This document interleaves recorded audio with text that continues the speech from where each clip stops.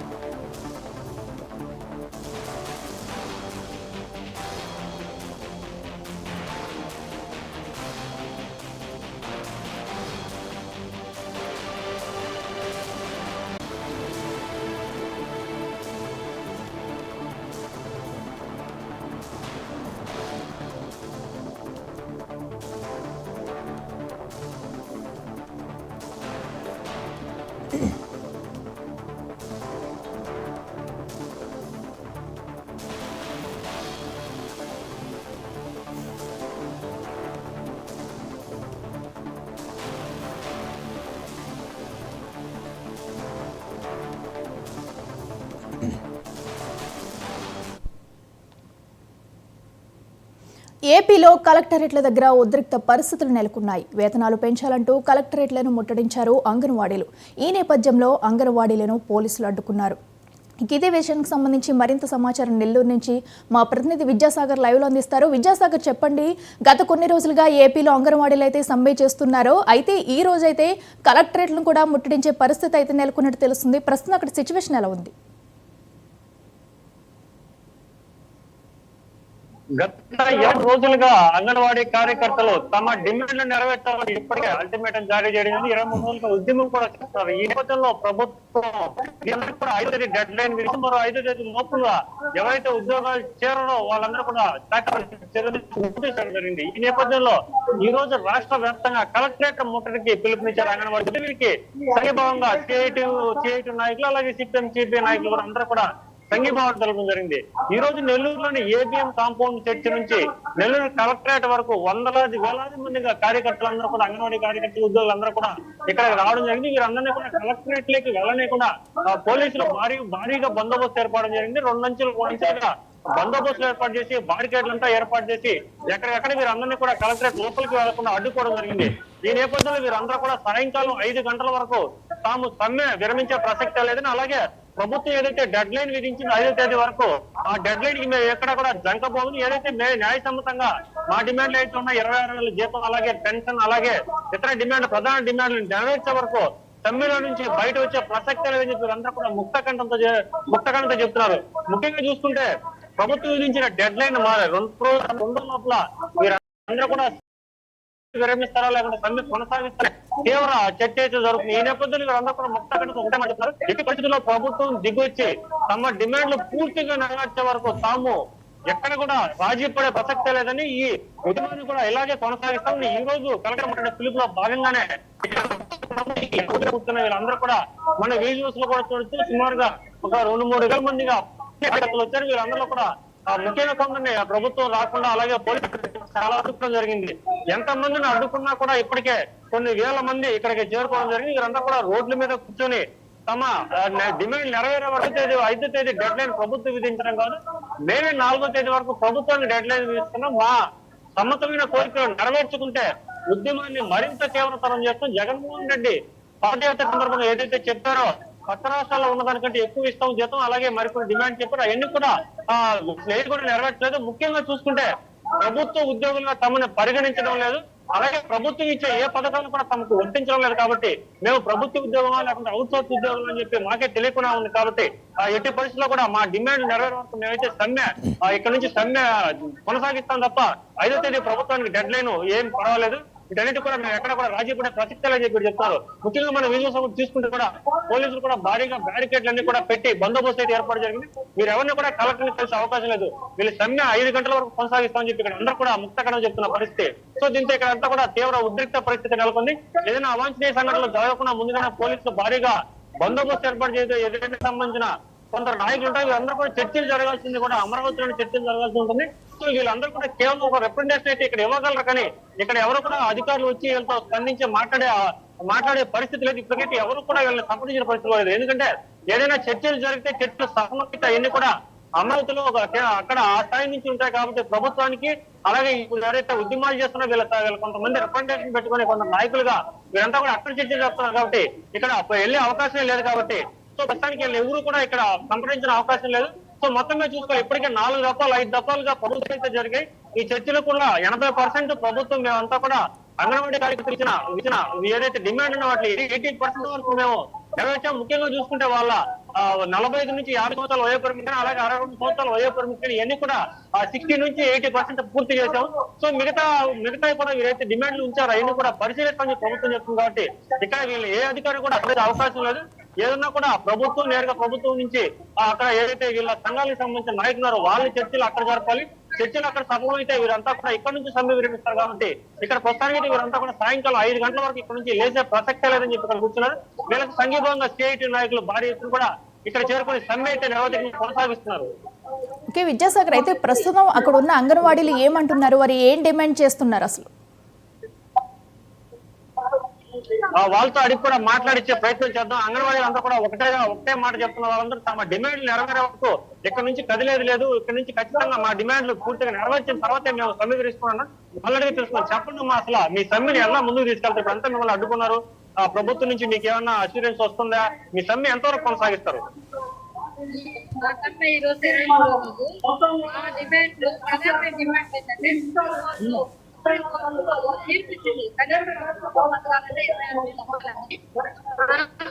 అది ప్రకారమే మా డిమాండ్ సుప్రీం కోర్టు ఇచ్చారు. ఆ గ్రాడ్యుయేట్ చెప్పారు మాకు గవర్నమెంట్ అని గవర్నమెంట్ అయినప్పుడు మాకు చేసేది కనీసం 26 మాకు 26 ఉంటే మాకు వచ్చే 11,500 పని చేస్తున్నారు. ఒక రోజు 300 రూపాయలు పడుతుంది. మరి మా బిడ్డలు చదివించుకోవాలి కదా, అందరి బిడ్డలాగా మా బిడ్డలు చదివించుకోవాలా? మాకు అలాగే ముఖ్యంగా మరొక మహిళ కూడా మాట్లాడడానికి చెప్పనమ్మా, గవర్నమెంట్ మీకు డెడ్ లైన్ విధించిన 5వ తేదీ వరకు మీరేమో కలెక్టరేట్ మొదలెచ్చారు. గవర్నమెంట్ చెప్పినట్టు వింటారా లేకపోతే సమ్మె ఇలాగే కొనసాగిస్తారా? ఎలా ఉంటుంది పరిస్థితి? మా కోరికలు సాధనకు ఈ రోజు ఈ పోరాటం సాగిస్తున్నాం. 23వ రోజుకు వచ్చింది పోరాటం.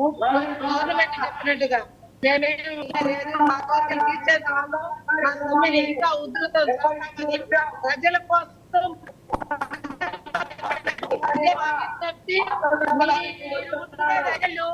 మాకు ఒక్కొక్కరికి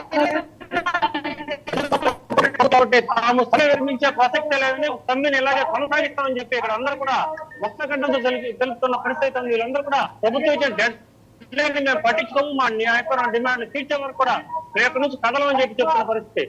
ఓకే విద్యాసాగర్, అయితే ఇప్పుడు అంగన్వాడీలు అయితే సాయంత్రం 5 గంటల వరకు కూడా సమ్మె అయితే విరమించమని చెప్తున్నారు. ఈ లోపు కూడా ఎవరన్నా అక్కడికి అధికారులు కూడా రాకపోతే సమ్మెను అయితే కొనసాగించే అవకాశాలు ఏమైనా కనిపిస్తున్నాయా? బట్టి ఇక్కడ జిల్లా కలెక్టర్ పోలీసులు అడ్డుకున్నారు. అలాగే ప్రసక్తే లేదు, ఎందుకంటే వీళ్ళందరూ నాయకులు కూడా ఏదైతే డిమాండ్లు వీళ్ళందరూ ఉన్నారు వీళ్ళ తరఫున